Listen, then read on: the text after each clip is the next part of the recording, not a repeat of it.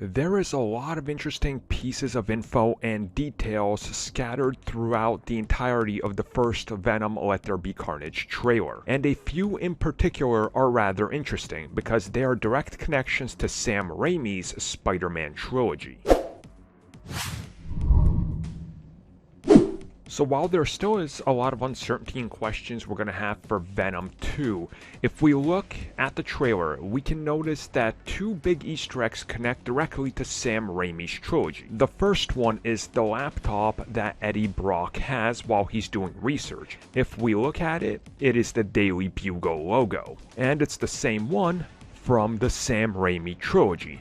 Now at the same time, there is another scene where we see the newspaper, and again, it's the same exact thing. The newspaper has the same exact design, one-to-one comparison to what they did with the Sam Raimi trilogy. So you guessed it, the big question, the big what in the world is happening and what are they doing is the name of the game here.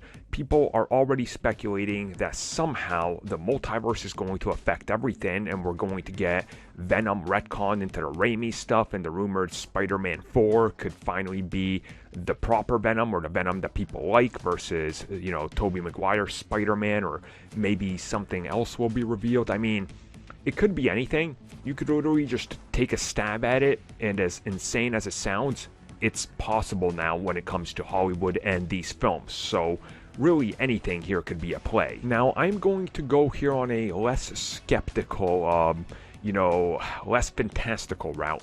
I'm going to say that they are reusing assets. What I'm saying is Sony lazied out and they didn't want to pay royalties and new designers, so they're just reusing familiar nods back to something.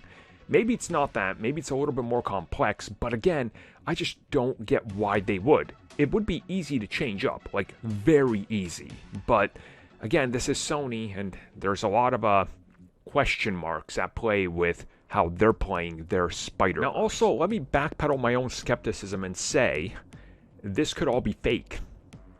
That could be a newspaper that literally has on the front of it, or in one of the headlines, a new MCU-style logo with the new J. Jonah Jameson, and it also has wanted Peter Parker mugshot that we saw, and his face looking shocked and everything. We go, oh wow, and they're just hiding it on purpose till we see the actual thing. It's not out of the norm either. This would be exactly what you would do to keep a secret going. So I think in due time, we're gonna know how this all connects. It can't just be all for nothing. I mean, look at Morbius. Why did that include the Spider-Man with the murder written across it from the Raimi film? Something more is at play here. What it is, though, anybody's guess. You could literally take any guess.